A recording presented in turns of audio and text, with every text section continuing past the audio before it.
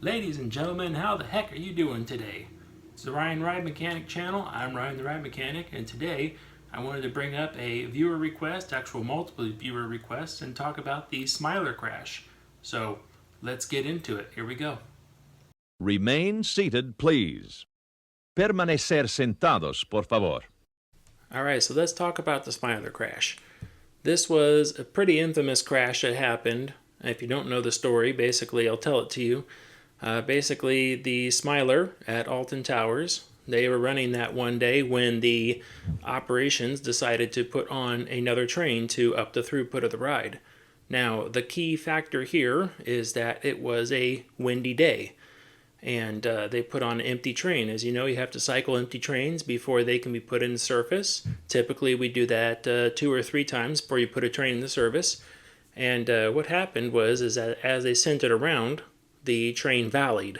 So it came across one of the inversions, one of the high spots, and with the wind that was pretty predominant that day, it didn't have enough power to make it through over the next hill. So it valleyed in the low spot right there. So because they did this with the ride in operation, the next train approached the top of the lift hill and stopped. Because the block system of the ride said, hey, you can't send a train, there's another train in front of me, I won't allow it. So the ride broke down at that point in time. Maintenance was called out, and then at that point in time, there was some confusion on what happened. Since the Alton Tower Cruise operation is allowed to pull trains on and off, in and out of service, basically, whenever they need to, as long as they document it, they were allowed to go ahead and put that extra train on there. Maintenance, on the other hand, came in blind to the situation, and they did not know how many trains were on the track. Common courtesy, you ask how many trains are on the track, but it wasn't relayed to them that they had just put a new train on the track. So someone had said, hey, we basically have, I don't know what the number is here, but we basically said we have 4 trains on the track. And there's 1, 2, 3, 4. It's like, okay, mechanic was, okay, there's 4 trains on the track. Then they went in to do a block erase function. The block erase function on rides is a very nasty little critter that we try to stay away from as much as possible. Because what happens is when you get the ride into a certain reset mode, you can use the block erase function. It will tell you that all the trains on the track, no matter where they are, you can erase them one by one, or sometimes all in one shot. I've worked on a handful of roller coasters. Most of them require a secondary person to go out to an area and verify that there's no train in that area. So for instance, if you're doing a block, like a mid-course block break, it requires, if you do a block erase function there, a person has to go up to that block break and press a button manually in that station, in that block. And then the person back at the control panel also has to hit some buttons in a certain sequence, and it will clear the block. Now, this has to be done for each consecutive block all the way around the track until the situation's been resolved. But in this case, that didn't happen.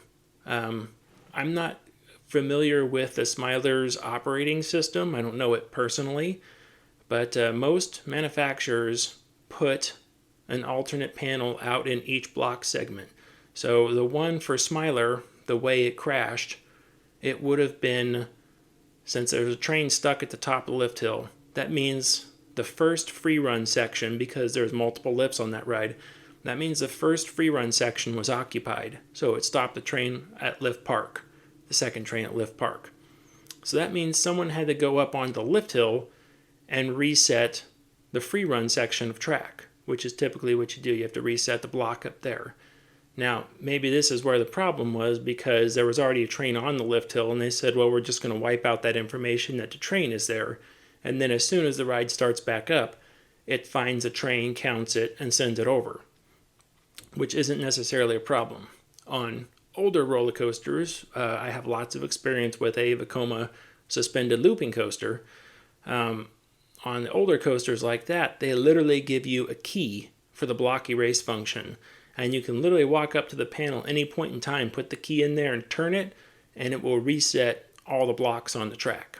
All at once, no extra keys needed, no e-stops, no nothing else. You simply just put it in, turn it, and it resets the block. Now, on most rides, you can see clearly everywhere on the track. On that SLC, I went up there. I knew exactly what was going on. I knew where both the trains were. I could see one was in the station, maybe one was in the reduction brakes or ready brakes, or one was on the lift hill. I knew where the trains were. And I can see all throughout the course that it was fine. If I was asked to go to a different ride, like the Smiler, or let's make it a little interesting, let's say Space Mountain, right? Disneyland or Disney Paris, wherever you want to make it, an indoors coaster. So I'm asked to go and reset a block in one of those rides. I don't know where the trains are. Now, I know most parks go to great lengths to add security cameras all over the inside of the ride so you can see everything everywhere. But you still have to rely on somebody visually clearing the block. That's the reason why when they clear blocks out at, we'll go back to Space Mountain again, when they clear a block at Space Mountain, they typically start from the station and walk backwards along the track because you are verifying that from the station to the trim brakes, there's nothing there. You reset that block, that train moves forward. Then you go up to the next set of block brakes, you verify there's nothing on the track, reset it, train moves forward. Then you go up to the next set and they keep going on and on and on and on until the entire track is cleared out and ready to go. Smiler, on the other hand, this didn't happen. So they went there, they reset a block. Maybe it was a two-person, but they only had to go to the base of the lift hill. I had a GCI coaster where you just had to go to the base of the lift hill and press the button there, and you were able to reset the block. In which case, you weren't able to see the rest of the track. And the Smiler is quite hidden, so you can't see the rest of the track. That's a big problem there. So what happened is a train had valleyed in that free run section. They reset the block. The train effectively disappeared from the roller coaster's block information.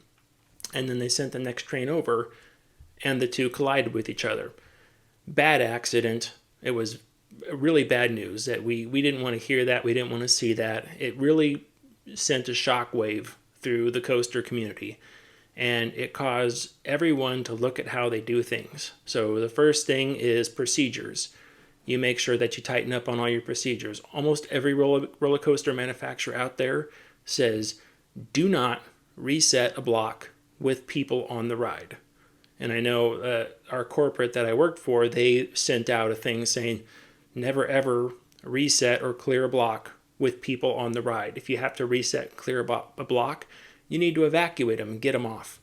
So you're dealing with empty trains. Because when you're in that block reset mode, that is one of the most dangerous modes possible to be around, because that's when you can really collide equipment together if you're not careful. So when you go into these extra modes like maintenance and block resets, you start taking safety out of the system because you start bypassing all the safeties. It's like in manual mode on a lot of rides, you can crash two trains into each other. Maybe not necessarily at full speed, but you can get them to bump because you're overriding the safety system and you're manually telling it to do things.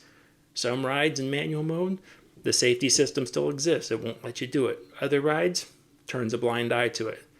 And you say, hey, can I run these two trains into each other? And that ride goes, yeah, sure, go ahead. All it knows is that its motors and circuit breakers and stuff are okay at that point in time. It doesn't really know anything else. So it relies on the person operating it or persons operating it to make the clear decision on this thing. This is the part in the video where I say if you're enjoying the content, please like and subscribe. I could always use more subscriber to grow this channel up. I'd really appreciate it. And it helps me know that people like my content and like to hear me talk about things like this. And I do like doing it, but I really appreciate that feedback if you can. So if you haven't already, please like and subscribe. It's free for you and it means a lot to me. So what was the response from Alton Towers after this? No one's on a witch hunt here. It was a horrible accident. Nobody wanted it to happen, but the response was that they were going to add cameras to see more of the track to allow people to see what was happening out there. Great idea. I've actually seen some manufacturers do things like stretch photo eyes across the low sections of the track. The photo eyes aren't necessarily used for block information, like writing to the PLC block information, but they will block and tell you that there's a problem. And it's one thing that sends a warning out that if you go out to a ride and it's like, hey, everything stopped, but the photo eye is blocked somewhere, you're going to want to go check as to why that photo eye is blocked, because something is in front of it. It could be a train full of people. The other thing they had to do was tighten up all their procedures on how operations puts a train into service and takes a train out of service. Other places have gotten in trouble for this as well. A couple of years ago, Big Thunder Mountain at Disneyland, they had a hitch come apart midway, and I believe a person ended up dying from that because the hitch uncoupled while the train was on the track full of people, because the operator grabbed a train that was out of service and put it in service. Tons of violations there, tons of things that went wrong that could have been prevented, but they weren't, because they weren't spelled out very quickly in their SOPs and procedures on how to bring trains on and off of tracks. Most parks solved this very effectively by simply saying maintenance is the only people that could put a train into service or take a train out of service. And typically when maintenance shows up to do that, they have to shut the ride down completely. No one's on the track when they do it. I've done this process a bunch of times myself, but I know where everything is, and I know what's going on, and I know when to take it out of service. Other rides, they built more leeway in to let operators do it, which is fine, but they have to rely on their policies and procedures to back that up. Shortly after the Smiler, about a year later, I think it was, we got an RMC makeover on our wooden roller coaster. And what happened was our corporate decided to design the control system for it. So I was actually an intricate part of commissioning that control system to make sure it worked properly, hand in hand with the engineer there who designed it.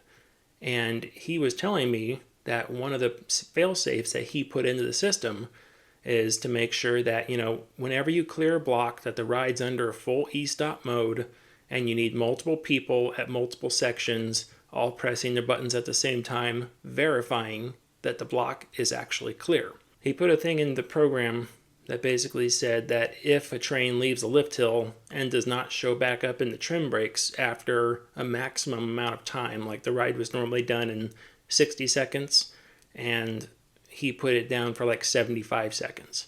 So if the ride didn't show back up in that amount of time, it aired the ride out, went into a complete e-stop shutdown that the train had valleyed out on the track.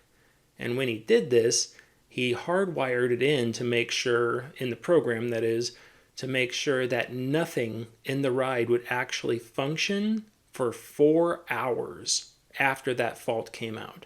So when that fault came out, the processor essentially shut down completely and locked itself out to prevent anything from happening to 4 hours. This was to ensure that there wasn't some sort of like, oh yeah, real quick, I'm going to just go over there and reset it and clear it and get it back up and running. He wanted to make sure that sort of thing didn't happen. You can get yourself into trouble when clearing blocks by yourself, because typically it takes 2 people, but I think we've all done stuff like this, is where you go up and say, oh, this panel over here needs a person to push this button. There's nobody around to push that button. Maybe the park is closed, I'm by myself. I need that button pushed, but no one's around to do it. What do? Well, I'm going to reach into my pocket and pull out my pocket knife or a thin screwdriver, jam it into that button so it actually depresses the button and holds it down so I can go back to the operator panel and reset that block. Is that something I'm going to do in the daytime when the park is open? No. Is that even something I'm going to do when somebody else is around? No. But sometimes you're putting a ride to bed at the end of the night, and it's already midnight. Pretty much everyone else has gone home. There's only several other mechanics, and they're spread throughout the park. And maybe I just need one block cleared, maybe around the station or transfer, and no one's handy to help do that, and I can just clear it myself by doing that. Shortcut? Absolutely. Shouldn't be done? Absolutely not. And I wouldn't recommend doing that for anything, but it's like you start doing inventive things when you're by yourself and you just need that hand. So that's kind of one of those areas where people have gotten themselves in trouble in the past as well. People have bypassed buttons and sent trains into motion with them in or around the train too. That's not a good thing either. So what was the key takeaway from the Smiler crash? The key takeaway that I got from it was that we need to identify where all the trains are every time, no matter what.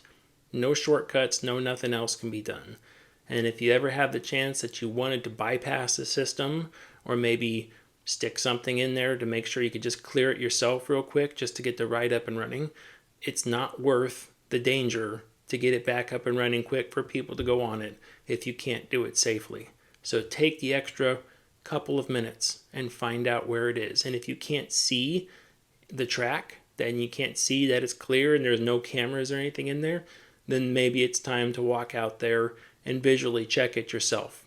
Not many rides are like that. A lot of rides have camera systems, but sometimes you just need to get out there yourself and put your eyes on it to verify that it's clear before you send it.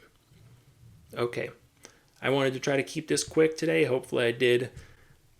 I'm Ryan the Ride Mechanic. Have a good day, and remember, stay off the air gates. Bye-bye.